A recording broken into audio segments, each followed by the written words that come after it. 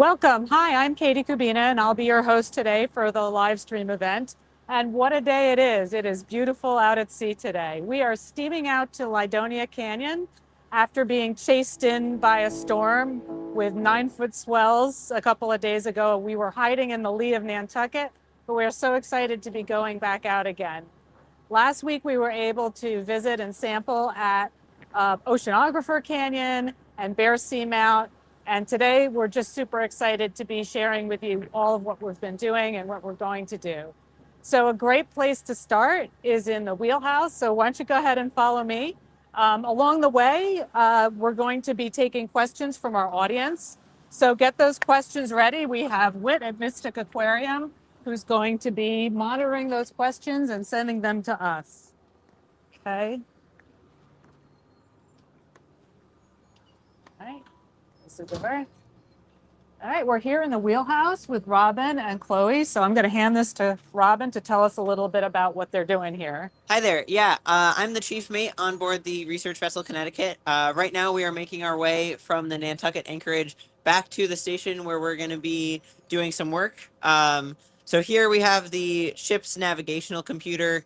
It gives our GPS position in relation to the surrounding area. We call this a nautical chart, which is basically just a detailed map of the ocean. So we can see we're going to be heading out to Lydonia Canyon. Came most recently from Bear. You can see some of the specific spots that we were doing sampling. And then we also have our track line from when we were doing some transects. And then we can give this information to the scientists. And it gives really accurate GPS position so they can compare that with the data they got and make sure that they know exactly where we were when they got whatever data they're looking at. Some of the other stuff we have up here, these are our radar screens. So this helps us locate where we are in relation to land. If we're close to it, the radar will bounce off of it, as well as other vessels. So we have a vessel out here. It's a little ways off in the horizon. It's a bit challenging to see, but it's also showing up on our chart. And so basically what we're doing is making sure that we get there safely. And then once we're there, we're going to be mostly working at this aft station back here. So these controls are how I maneuver the boat when we're on station using our 2 thrusters. I control them manually right here, but I can also use our big computer over here that we call dynamic positioning. And then here is where I control the CTD winch. It's the big gray winch on deck, and that operates the CTD, picks it up, puts it over the side, and then lowers it down to whatever depth the scientists want to look at. So we've been doing some deep casts, and so it's basically standing here running that winch for a while. That's great. Can you show us a little bit more of the ship, maybe downstairs? Yeah, let's head to the wet lab.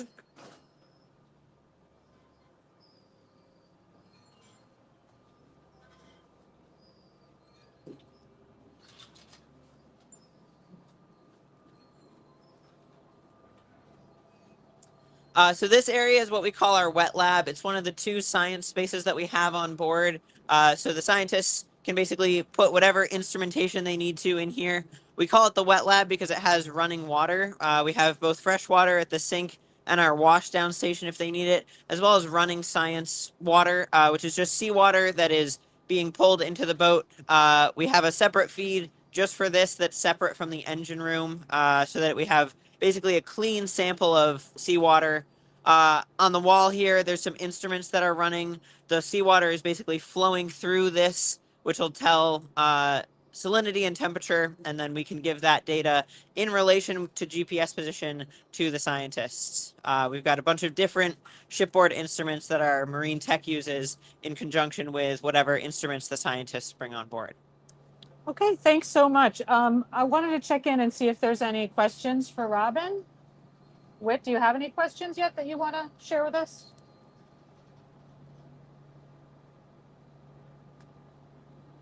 Yes, we sure do. The first question involves just how many crew and scientists are on board with you all there?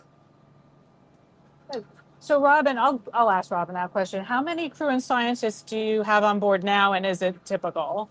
So right now we have 16 people total on board. We have 10 scientists and 6 crew. We usually run 5 or 6 professional crew, depending on if we need a marine technician. So for this trip, we do have our marine tech with us, and then the rest of the space is filled with scientists. That's pretty typical, especially for a trip that has so many different types of research going on the same trip.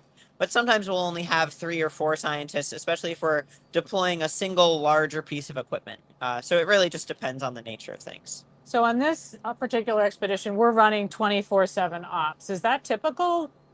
Again, it really depends on what we're doing. With this type of work where we're surveying more area and looking at a variety of different things, where 24 hours of operation makes a lot of sense. The boat is generally running 24 hours no matter what we're doing, but the science team sometimes is only working during the day or is only working in certain short bursts of time. Again, if we're deploying a single large piece of equipment, usually everyone will be up, we'll do that thing, and then most of the rest of the time is the crew sort of driving back and forth from station. So with a 4-person crew, when do you sleep? When are you on? When are you off? So I work 6 hours on and then 6 hours off around the clock, and then the captain and the other deckhand switch on and off with us. So there's always 2 crew members up.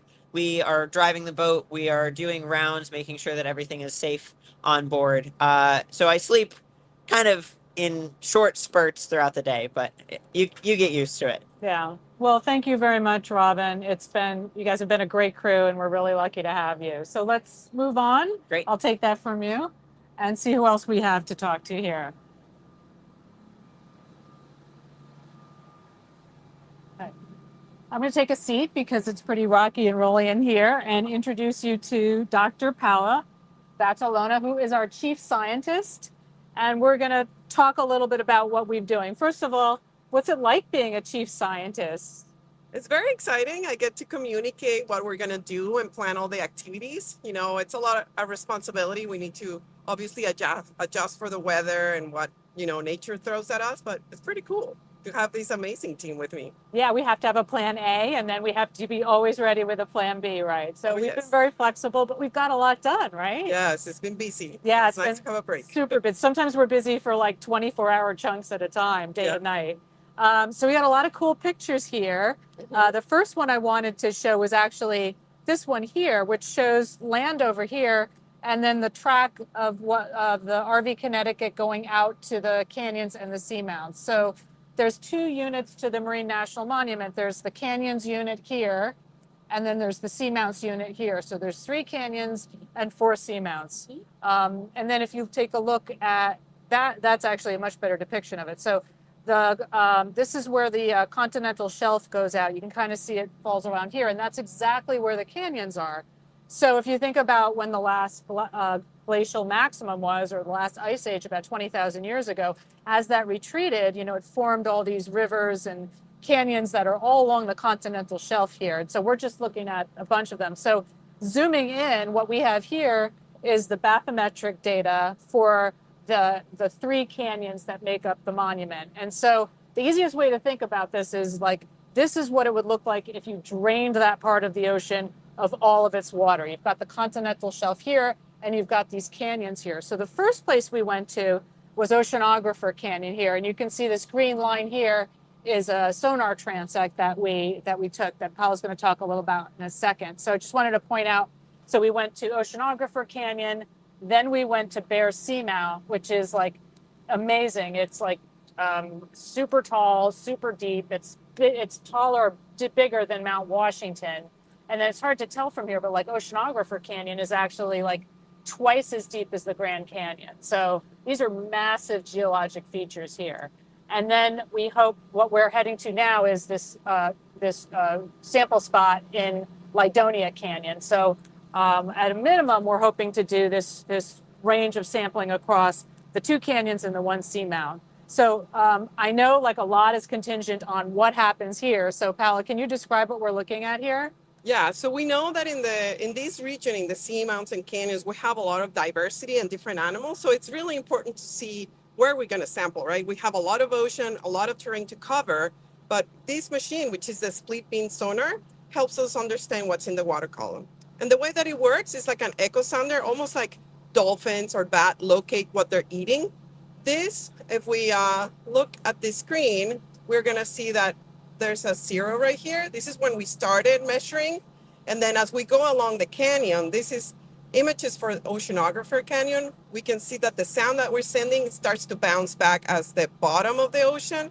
Some areas with light blue indicate that there's some animals hanging out here around 200 meters. And as we move into deeper parts of the canyon, we can see that there's also some light colors around 50 meters. And this is where we want to start sampling, collecting our plankton samples or our water samples, because we know that animals are going to be there and we can find out who they are.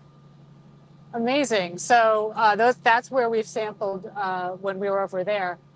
Anything else in here you want to show us before we go outside? Yes, absolutely. I want to show you the CTD. The CTD is something that we use to collect water, but it has sensors. So if you come over here on this side of the dry lab, we can see that there are some graphs that show the temperature in red. So we can see at the surface, we have really warm temperature, or it's very hot, and then it keeps cooling off as we go to the deeper parts of the canyon. Salinity as well. One thing that we really focus on is this green light too. Green line, we have fluorescence, which means that there's a lot of microplants or phytoplankton in that area. And then obviously we're going to find animals that eat the phytoplankton right there. So now that we know where the animals are from this split beam sonar, where are some interesting features in the CTD, we can go out and collect some samples. Okay. Well, let me get the door. Thank you. So the ship has these airtight doors and they're hard to open. All right.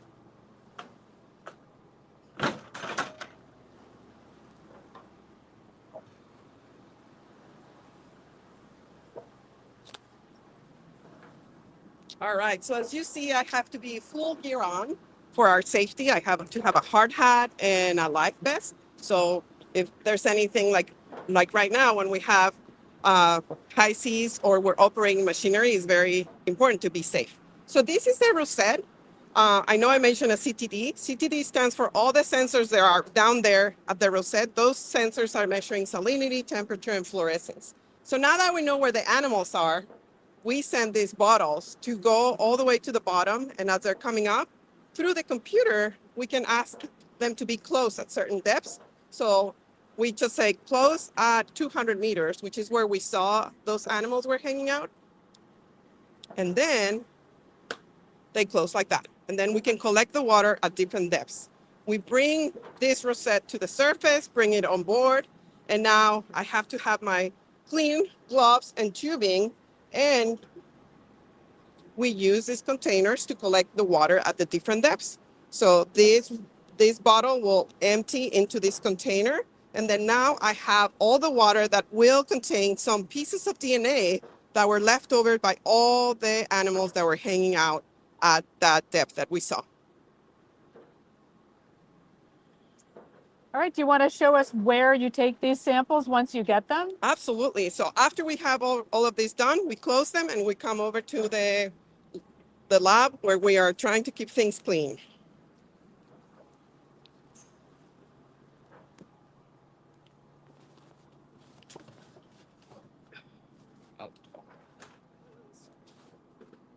Okay, so welcome to the lab. This is the bubble. And we use this curtain to keep all the DNA from the humans and other things outside of this space, because we want to make sure that we're only working with the DNA that we collected from the water. So these are the cubitainers, or the containers that contain the water from that CTD. And then we actually use this nice pump system that will suck the water out of this, go through this kind of machine, and then this at the end, this hose at the end will have a filter where we are concentrating all the DNA that we have in that water. So we pump, we finish 4 liters. Once this is ready and saturated with DNA, we actually store it in liquid nitrogen. This will secure that DNA will be safe and intact and in one piece And then later we can analyze that DNA and see who was hanging out at the 200-meter depth that we notice in our sleeping sonar. So do you have any questions? Can I talk a little bit more about the sequences? Sure. Yeah. Okay. So here, this is what we look at. We look at sequences. The DNA has all these letters, which are identifiers from each species. So each species is going to have these many letters that it's almost like a barcode. You know, when you go to the store and you beep your chips or your sodas and they go beep. So this barcode is going to tell us what species are there, and how it looks like is like this. All of these animals have, you know, differences in those colors, and that's going to tell us whether there's a shark, a turtle, or a different kind of fish in the water that we collected. So we're super excited to go to the lab and analyze all of this to see who was hanging out there. Maybe some dolphins, maybe some manta rays. That's amazing. So every animal has a unique sequence, which is like every food item has a unique barcode. Yeah, you have a different sequence than me. I do. All right. Are there any questions for Dr. Batalona? We do have a couple of great questions for Dr. Paola. Thanks. What's the coolest form of environmental DNA that you've seen, or what form is your favorite when you come across? A real All right. jackpot. So the question is, what's your favorite kind of environmental DNA? The ocean one. Yeah. The ocean ones? Yeah, definitely. I mean, I also look sometimes at stomach contents. Well, that's considered environmental DNA because it's in the environment of that stomach.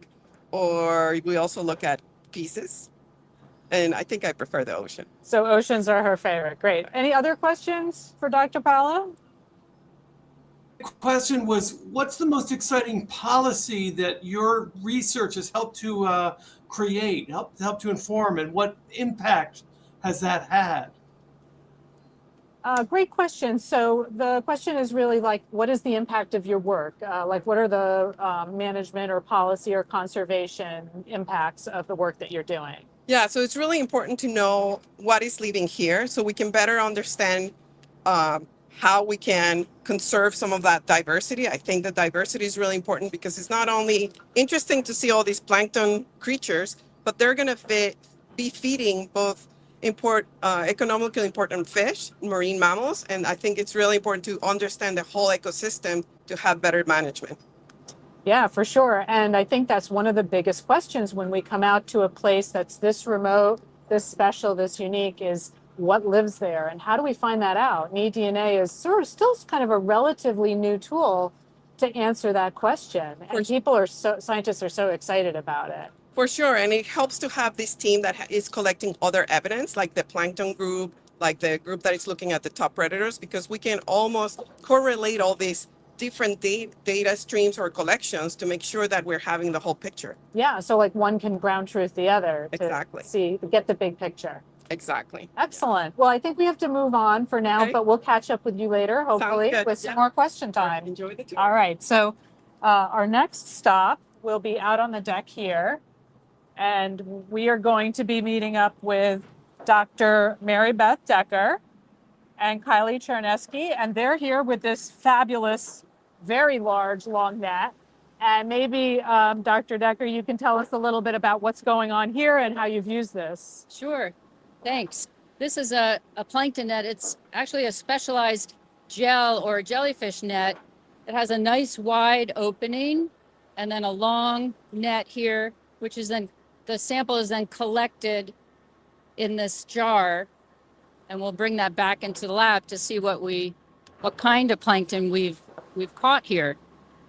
Plankton are very small animals and plants that drift with the currents. They have there's some animal-like zooplankton that we'll be collecting on this cruise, and they can swim a bit. They can swim up and down each night.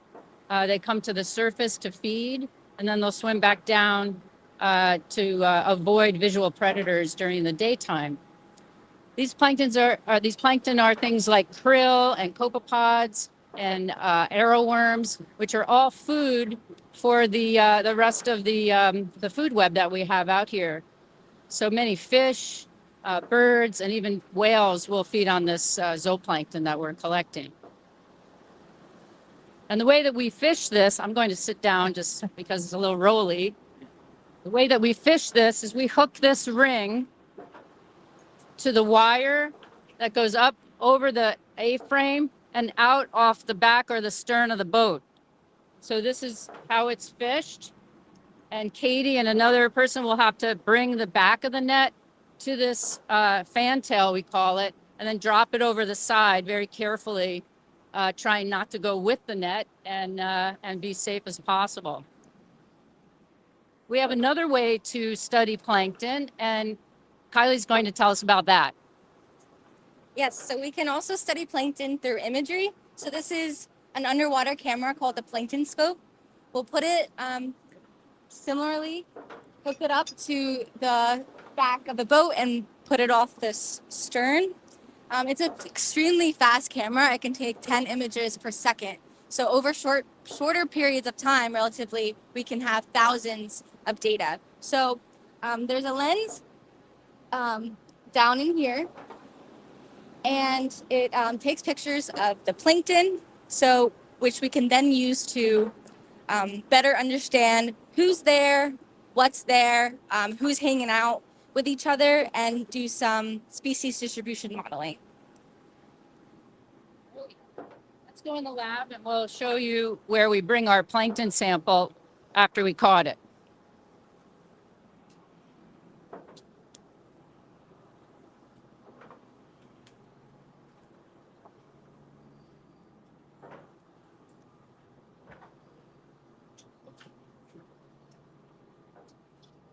Okay, here we are in the wet lab.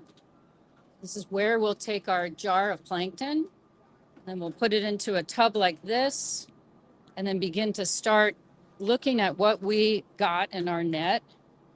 And we may spoon out some individuals to look at to get a better sense of which species we're getting out here. I may put one of these samples into a petri dish like this and bring it over to our microscope.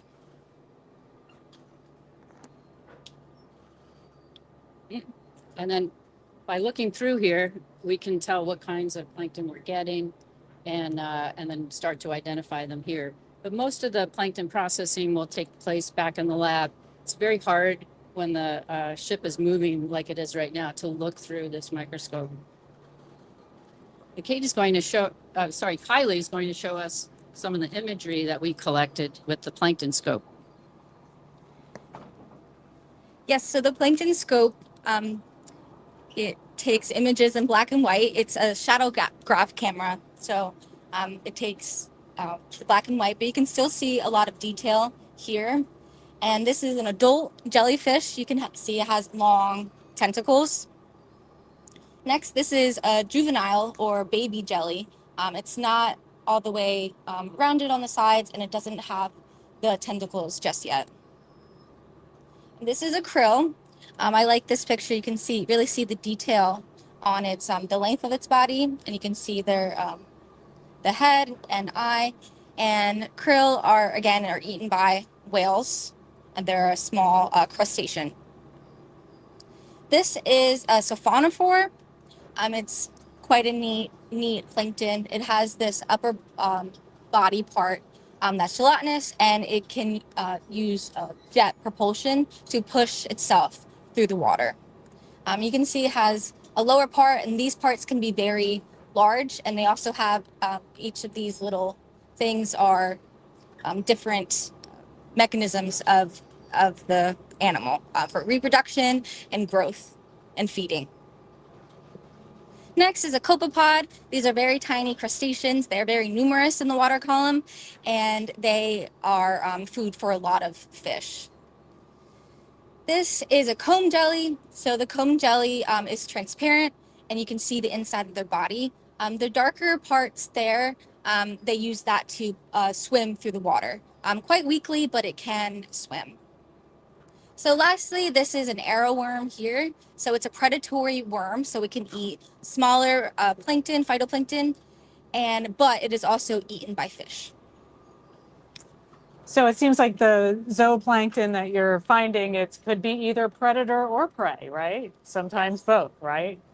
Yeah. And a few of these species people can actually find inshore or near shore, right? Like the Yes. ctenophores, the Ctenophores, comb different jellies. species, Yeah. but we have ctenophores close to shore. Also, the copepods, same thing. As Kylie said, they're very numerous. We have different species that are occurring like in our coastal waters. Nice. Are there any questions for either Dr. Decker or Kylie? Yes, we do have a couple with kind of a combined one. The first is have you all identified any new species in your travels going offshore? And Yeah. if So, not, yep. Go ahead. what might have been the most unexpected discovery that you all have come across? I think that's a great one for Dr. Mary Beth. So, have you found any new species while exploring the monument or any discoveries that were surprising to you? In order to determine whether we have new species, we'd really have to look through the plankton sample back in the lab. However, the jellyfish pictures that we saw here, this is a species or genus called Pelagia. What was surprising for me and fun for me is that at this station we found all life stages of Pelagia, the very small size early life stages as well as juveniles and adults. So that tells me that they were reproducing out in the monument, and so that was fun for me and exciting for me to see that they're using that area for their reproduction. Very neat. And doesn't Pelagia sort of mean like Yes. open ocean or Yes, something? so many jellyfish in this group, the scyphozoans, need land for a benthic stage in their life cycle. But Pelagia has its whole life cycle at sea. Nice. Very cool. Any other questions? Uh, yes, we'd like to find out perhaps what can you explain a little bit, since you're talking about Pelagia and everything, the difference between continental shelf as opposed to just the coast. Yeah. What, Yeah. So back in the Ice Age, when sea level rise was much lower, that continental shelf was the coastline. So you're really just looking at an ancient coastline when you're looking at the area where you see those very, very deep canyons that we're exploring. And we're talking, a really long time ago. So 20,000 years. yeah. Mhm. And some of these features are extremely old. Like if you look at the New England Seamounts chain, that was formed because of magma going over a hot spot in the Earth's crust. And Bear Seamount, which we explored, which is the oldest of the seamounts, and it's flat topped due to that erosion. And I think it's like 10 miles across or something. The top of that is, I think, like 100,000 years old. So we're talking really old geologic features. Things move very slow in geologic time. But it's amazing. They've actually found some evidence of like woolly mammoths in the canyon head. So that's 100 miles off of our current coastline. That's pretty amazing. Great question. I think we maybe have time for one more question. I'd like to ask you overall, what is the favorite part of your job? Yeah, let's go find Paola for that one. I think we have time to do a quick walkabout. Thank you. Thank you very much. Oh, I don't know where Paola is. I don't know, maybe she's out here. Oh, there you are. He wants to go out. Yeah, no, we're good. I think we'll stay here for now. So the question is, what's the favorite part of your job? Oh, my job is just looking at samples. I think once Maribeth samples come up, or like the probes, we have some cameras that are going in the water just to see all the diversity there. I think that's one of my favorite parts of this job. Yeah, so many great things. Being out at sea is pretty exciting too. Yeah. I think everyone on this ship is just, you can feel the energy and the excitement of being together and being able to study this amazing place. So speaking of that, there'll be more discoveries ahead, right? We are heading out to Lidonia. We'll be in like another 24-hour day-night cycle of sampling. What we've done today is we've showed you sort of the geology and the oceanography and how all of that gives rise to like the bottom of the food web. So we've looked at, plankton, we've looked at the little things, right? Yeah. So our next live stream will be focused on some of the bigger things. So we'll be looking at our seabird wildlife biologists and the surveys that they're doing. We're going to be sharing with you some of the work we've been doing with underwater camera systems and what we've discovered. I don't want to do spoiler alert, but there is a shark involved. Yeah. So we hope that you'll come back and join us then. Thank you so much for tuning in. Thank you to our production team, our amazing crew, our amazing group of researchers.